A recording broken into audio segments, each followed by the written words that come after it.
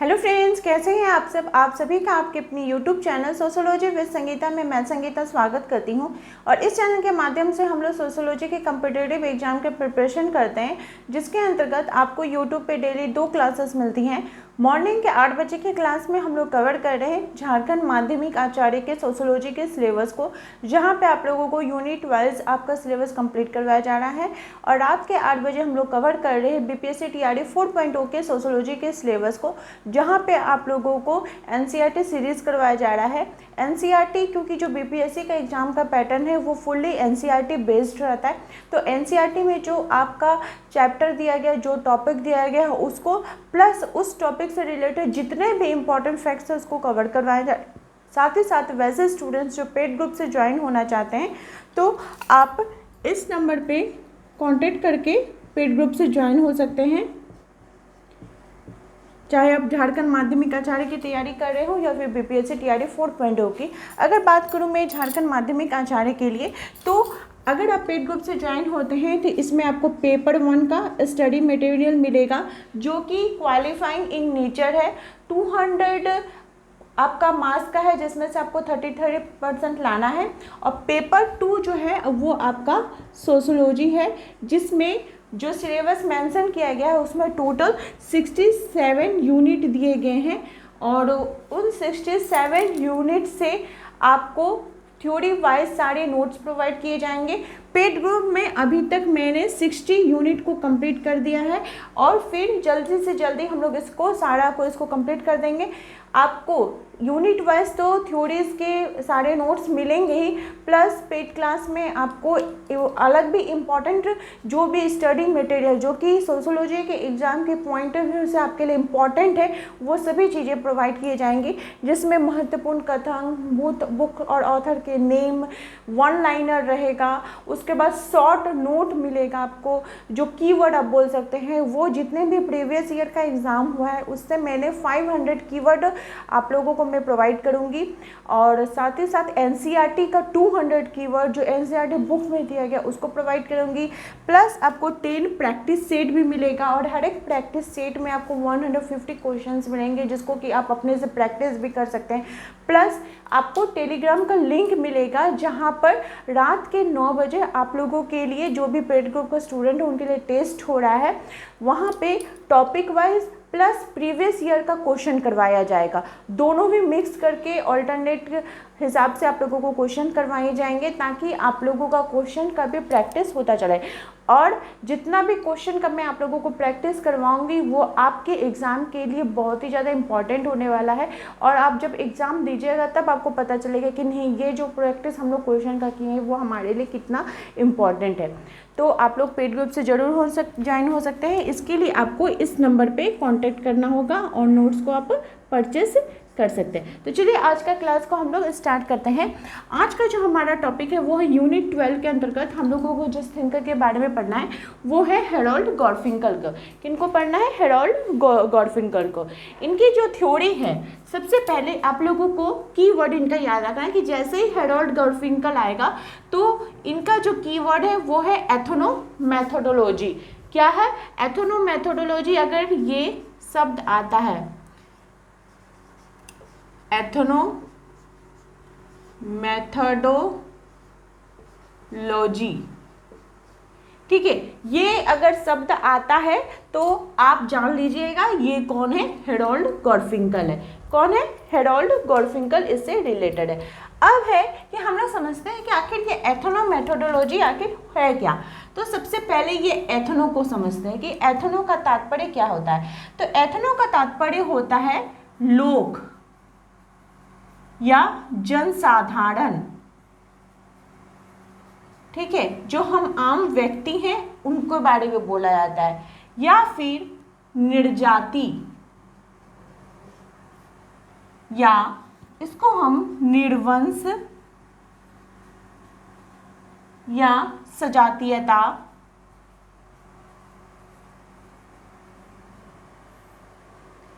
के नाम से जाना जाता है। ठीक है, एथनो जो है ये ग्रीक भाषा का शब्द है। कौन से भाषा का है? तो ये ग्रीक भाषा का शब्द है, जो कि किससे निकला है? तो एथनोस से निकला है। किससे निकला है? एथोनोस से ये निकला हुआ है। ठीक है, ये ग्रीक भाषा का शब्द है, ये एथोनोस से निकला है। तो इसका तात्पर्य क्या होता है? लोक, जनसाधारण, निर्जाति, निर्वंश या सजातीयता। अब है मेथड। मेथड का मतलब हम लोग क्या जानते हैं? आप सभी को पता होगा कि मेथड का मतलब क्या होता है? कोई भी विधि, कोई भी विधि। ठीक है, मेथड का मतलब क्या होता है? कोई भी विधि यानी कोई भी व्यवस्था। मेथड का मतलब क्या हो गया? विधि यानी कोई भी व्यवस्था, या फिर हम इसको पद्धति बोल सकते हैं। अब ये क्या कर रहा है? तो समाज की व्यवस्था को बनाए रखने के लिए, ठीक है, हम लोग यहाँ पे क्या पढ़ रहे हैं? समाजशास्त्र पढ़ रहे हैं, तो हम लोग समाज से रिलेटेड इसको करके देखेंगे। तो समाज की व्यवस्था को बनाए रखने के लिए कोई भी व्यवस्था, ठीक है। और लॉजी, लॉजी का तात्पर्य क्या होता है? लॉजी का तात्पर्य, तो लॉजी का तात्पर्य आप हो गया विज्ञान या फिर शास्त्र। ठीक है, अब इसका हम अगर पूर्ण रूप देखें तो क्या हो जाएगा कि जनसाधारण द्वारा व्यवस्था को बनाए रखने के लिए जिन भी विधियों का या फिर जिन भी पद्धतियों, नियम, तरीकों का प्रयोग किया जाता है उसको क्या बोला जाता है? लोक विधि विज्ञान। क्या एथनोमेथोडोलॉजी का एक नाम क्या है? लोक विधि विज्ञान। इसका एक और नाम है, इसको हम क्या बोलते हैं? लोक विधि विज्ञान बोलते हैं, या फिर हम इसको निर्जाति पद्धति शास्त्र भी बोलते हैं। क्या बोलते हैं? निर्जाति पद्धति शास्त्र। या तो हम इसको एथनोमेथोडोलॉजिकल लोक विधि विज्ञान के नाम से जानते हैं, या फिर निर्जाति पद्धति शास्त्र के नाम से भी जानते हैं। एथनोमेथोडोलॉजी का हिंदी में तात्पर्य हो गया। ठीक है, तो आपको इतना दूर तक समझ में आ गया। अब हम लोग देखते हैं कि एथोनो, ये जो शब्द है, क्या? एथोनो, कौन सा शब्द? एथोनो। ये क्या है? तो एथोनो जो है ये एथोनोग्राफी से निकला है। किससे?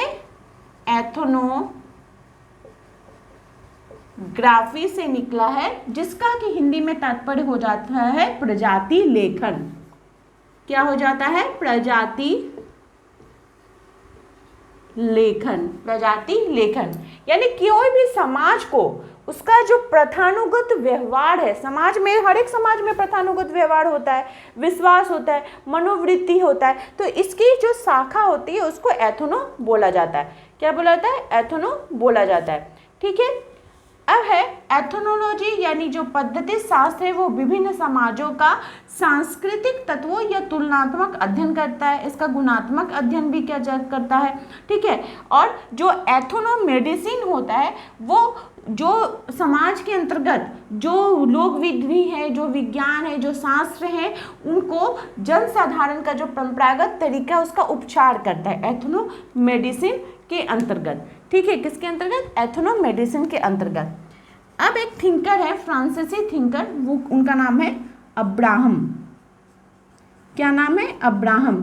ये क्या बोलते हैं? इनको हम लोग देखते हैं कि लोक विधि विज्ञान लोगों द्वारा प्रयुक्त विधियां हैं जिनके द्वारा दिन प्रतिदिन की गतिविधियों का अर्थ प्रदान किया जाता है और सामाजिक वास्तविकता को निर्मित एवं बनाए रखने का कार्य किया जाता है, बनाए रखा जाता है। फ्रांसीसी विद्वान के, जैसा कि मैंने आप लोग को बताया कि एथनोमेथोडोलॉजी क्या है, तो ये जनसाधारण के द्वारा ऐसी व्यवस्था को बनाए रखने, कोई भी विधि, कोई भी व्यवस्था, कोई भी पद्धति, कोई भी नियम, कोई भी तरीका को जब हम लोग यूज़ करते हैं तो वो लोक विधि, लोक मतलब ही हो गया जन, ठीक है, विधि मतलब कोई भी नियम, कानून, तरीका, तो उसको जब व्यवहार में ला रहे हैं वो, तो उसी को फ्रांसीसी अब्राहम ने इसकी परिभाषा दी है। ठीक है, अब है कि हम लोग लोक विधि बोल रहे हैं या जन विधि बोल रहे हैं, तो इसकी विशेषताएं क्या होंगी? क्या इसकी विशेषता होगी? तो जन विधि या जो लोक विधि होगी यह समाज या दुनिया को समझाने का हमें कार्य करता है। इसे हम समझ सकते हैं कि जो घटना घटित हो रही है वो महत्वपूर्ण है कि नहीं, उसकी जो महत्वपूर्ण विधियां हैं कि नहीं, वो जो भी समाज के अंतर्गत हो रहा है, कोई कार्य हो रहा है, वो हमारे लिए इम्पोर्टेंट हो रहा है कि नहीं, इसको हम लोग जान सकते हैं। या फिर संवाद के माध्यम से जो साधारण व्यक्ति जो क्रिया करते हैं उसका हम लोग अर्थ लगाते हैं, जो क्रिया कर रहा है, क्रिया कौन कर रहा है, कर्ता कर रहा है, तो उसके दृष्टिकोण का भी हम लोग अध्ययन करते हैं कि वो जैसे कार्य कर रहा है तो वो इम्पॉर्टेंट है कि नहीं समाज के लिए। जैसे मान लीजिए कोई टीचर ट्यूशन पढ़ाते हैं, ठीक है, प्राइवेट ट्यूशन पढ़ा रहे हैं, तो वो इम्पॉर्टेंट है कि नहीं, ठीक है, वो बच्चों के लिए पढ़ा रहे हैं, उनका कोर्स कंप्लीट करवा रहे हैं, तो उनके नज़रिए से भी देखेंगे, पेरेंट्स के नज़रिए से भी देखेंगे, मतलब समाज के अंतर्गत जो कार्य हो रहा है वो इम्पोर्टेंट है कि नहीं, उसको हम लोग अध्ययन करेंगे। लोगों का वार्तालाप टिकाऊ होता है। वार्तालाप के प्रतिमान को हम लोग सामाजिक दुनिया के माध्यम से समझने का प्रयास करते हैं। इसके अंतर्गत विभिन्न क्लासिकल सिद्धांत देखने को मिलते हैं, उसका विरोधी भी हमें देखने को मिलता है, उसका भी अध्ययन किया जाता है। फिर समाज के अंतर्गत किस प्रकार की यथार्थकता है, परिवर्तनशीलता, क्योंकि समाज तो परिवर्तन भी होते रहता है, समाज के अंतर्गत जो रीतियाँ हैं, आपका जो मूल्य है उसके अंतर्गत हमें चेंज भी दे, क्योंकि अगर परिवर्तन नहीं होगा तो समाज तो फिर वो जैसे पहले जंगली था, जंगली ही अभी भी रह जाता, तो उसमें भी हमें देखने को ये सब चीज़ें मिलती हैं। और इसका जो सूक्ष्म स्तरीय जो अध्ययन है वो गॉफमैन ने किया है और लघु स्तरीय अध्ययन हैरोल्ड गारफिंकल ने किया है। और लेकिन एक चीज़ है, देखिए, लोक विधि विज्ञान जो है ना, ये पूर्वाग्रह को मान्यता नहीं देता है कि पहले से कोई अवधारणा चलती आई है उसी को हम लोग मानते हुए चले, इसको नहीं मानता है। अब है कि हम लोग किनके बारे में पढ़ रहे हैं, तो हैरोल्ड गारफिंकल जी के बारे में पढ़ रहे हैं, तो इनका थोड़ा हम लोग जन्म परिचय भी देख लेते हैं। तो हैरोल्ड गारफिंकल जी का जन्म कब हुआ था, 29 अक्टूबर 1917 को। इनका जन्म कब हुआ था, 29 अक्टूबर 1917 को। और इनकी कहाँ पे हुआ था, अमेरिका में। और इनकी मृत्यु 21 अप्रैल 2011 में इनकी मृत्यु होती है। ये एथनोमेथोडोलॉजी के जनक है। किसके, एथनोमेथोडोलॉजी के इनको जनक माना जाता है। किनको, तो हैरोल्ड गारफिंकल को। अब है कि उन्होंने ये जो अपना सिद्धांत दिया है वो कहाँ पे दिया है, कौन सी पुस्तक में इन्होंने दिया है, तो इनकी जो पुस्तक है जिसमें इन्होंने बात की है वो है स्टडीज इन एथनोमेथोडोलॉजी, जिसकी रचना इन्होंने कब की थी, तो 1967 में। इसमें उन्होंने अपने इस सिद्धांत को प्रस्तुत किया था। इसके अंतर्गत उन्होंने प्रतीकात्मक अंतःक्रियावाद के ढांचे को प्रस्तुत किया तथा प्रघटना विज्ञान को इसको उन्होंने आधार बनाया।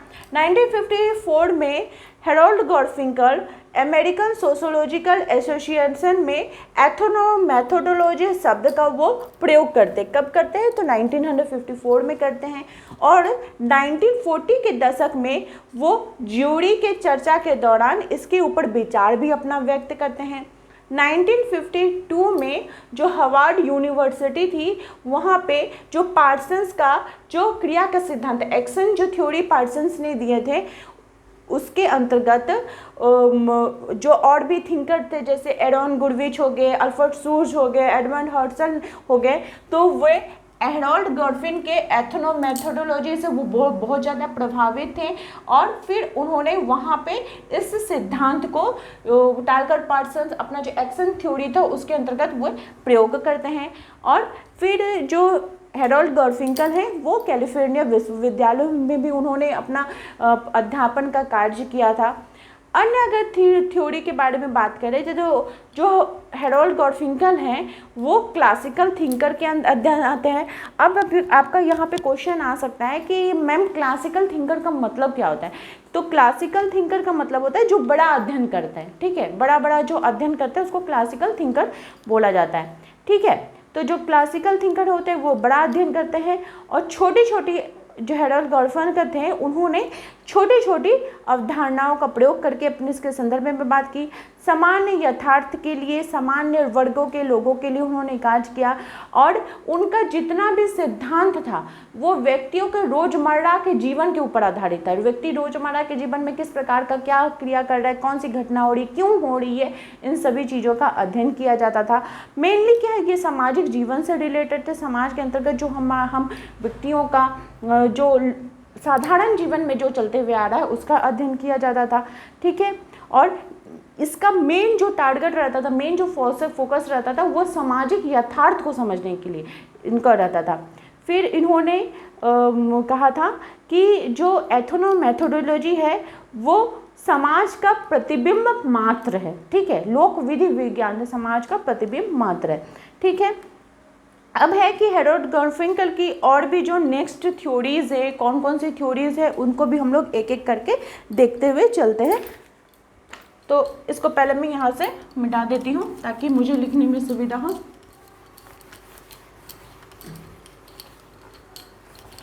इनके एक एक करके हम लोग थ्योरीज को देखते हुए चलेंगे। तो सबसे पहले इनका हम लोग क्या देखें, एथनो मेथोडोलॉजी देखें। मेन ये जो हेरोल्ड गारफिंकल है वो एथनो मेथोडोलॉजी से जाने जाते हैं, ठीक है। इसमें इन्होंने अपना जो एथनो मेथोडोलॉजी दिया था, इसके अंतर्गत उन्होंने 2 अवधारणाओं को प्रस्तुत किया था।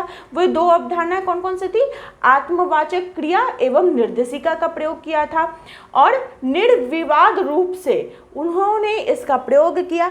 अब है कि आप बोल सकते हैं कि आत्मवाचक क्या होता है।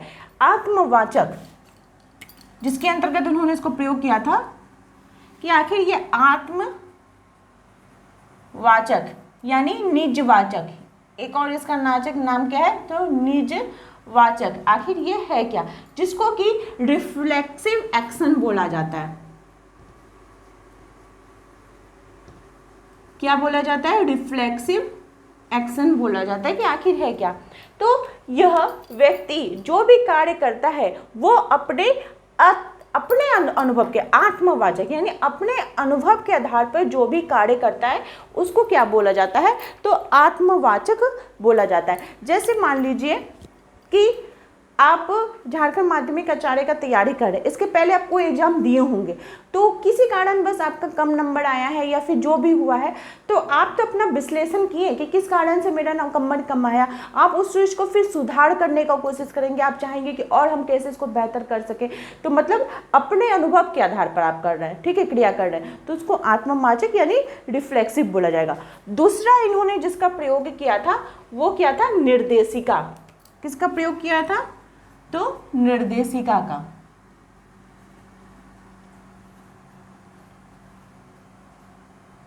निर्देशिका जिसको कि संदर्भिता भी बोला जाता है। क्या बोला जाता है, संदर्भिता बोला जाता है। निर्देशिका का तात्पर्य होता है संदर्भ से होता है। किससे होता है, संदर्भ। संदर्भ बदलते ही क्रिया और अर्थ बदलने लगता है। हमारी मुद्राएं चेंज हो जाएंगी, हमारे हाव भाव चेंज हो जाएंगे, ठीक है। तो बगैर संदर्भ के कोई भी क्रियाओं को हम उसका अर्थ को नहीं समझ सकते हैं, उसका अर्थ में परिवर्तन हमें देखने को मिलता है, ठीक है। जैसे देखिए हमारे भारतीय समाज में विवाह को एक धार्मिक संस्कार माना जाता है, ठीक है। तो उसके अनुसार जो भी अनुष्ठान होते हैं, जो भी क्रियाएं होती हैं वो की जाती हैं, जो भी धार्मिक अनुष्ठान रही। लेकिन अगर आप अमेरिका चल जाइएगा तो ये एक समझौता है, कॉन्ट्रैक्ट है, उसमें विवाह को कोई वैसा नहीं, तो वहाँ पे जाने पे आपको उसका विवाह का रूप अलग ही देखने को मिलेगा, ठीक है। तो प्लेस टू प्लेस क्या होता है, इसकी संदर्भिता जो होती है वो चेंज होती जाती है। हम लोग यहाँ पे विवाह के लिए जो भी हमारा लोक विधि विज्ञान है, जो भी नियम तरीके हम उसको फॉलो करते हुए अपना विवाह को संपन्न करते हैं। लेकिन अमेरिका जाइएगा तो वहाँ पे फिर आपको वहाँ के अनुसार देखने को मिलेगा, वहाँ पे लोगों के लिए वो नॉर्मल चीज़ें हो गया, हम लोग के लिए अलग बात है। अगर हमारे भारत में किसी का डिवोर्स हो जाता है तो वो बहुत बड़ी बात हो जाती है कि उनका डिवोर्स हो गया। लेकिन अगर आप वही अमेरिका जाइए, विदेश में जाइए, लंदन में जाइए, तो डिवोर्स कोई बड़ा बात वहाँ के लिए है ही नहीं, ठीक है। तो संदर्भिता क्या होती है, place to place, time to time change होते हुए जाती है।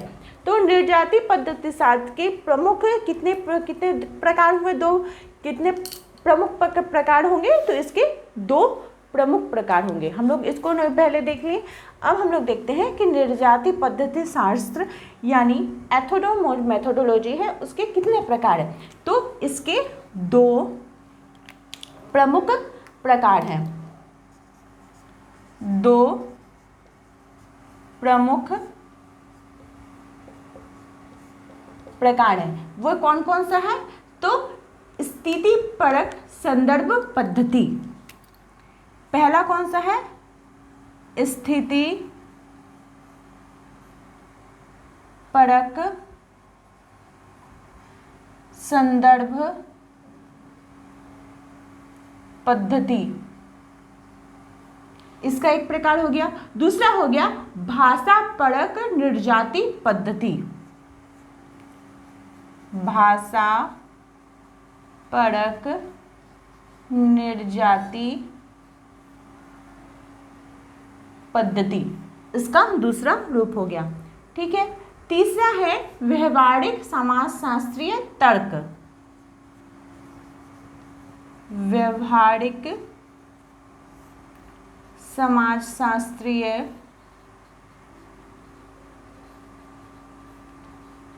तर्क। ठीक है। इसमें लोग वार्तालाप करते हैं, पारस्परिक क्रिया करके माध्यम से दुनिया को समझने चाहते हैं, मतलब एक दूसरे के साथ कनेक्शन के माध्यम से जो भी सोशल फैक्ट्स होते हैं उसकी तुलना करते हैं, उसके हिसाब से समझना चाहते हैं। चौथा है सामान्य विज्ञान,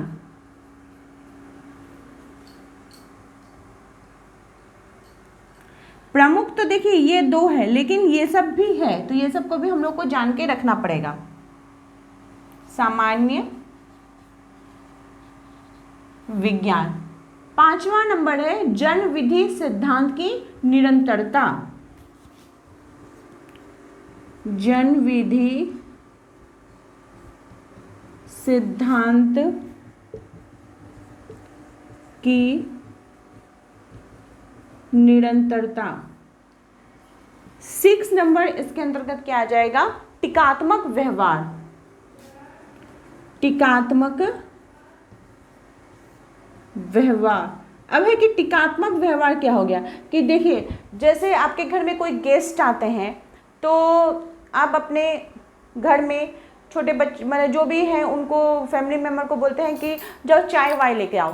तो चाय तो आप समझ लिए कि चाय क्या है, लेकिन ये वाय आखिर होता क्या है, तो मतलब हो गया कि चाय के साथ कुछ नाश्ता भी लेके आओ। ठीक है। इसको टीकात्मक व्यवहार, इसको आपको समझ लेना पड़ेगा। ठीक है। ये एक भाषा है जिसको कि आम आदमी समझ भी जाते हैं और घर के लोग भी समझ जाएंगे, आप भी समझ जाइएगा कि वो चाय के साथ कुछ नाश्ता भी लाने के लिए बोला जा रहा है, जिसको कि टीकात्मक व्यवहार बोला जाता है।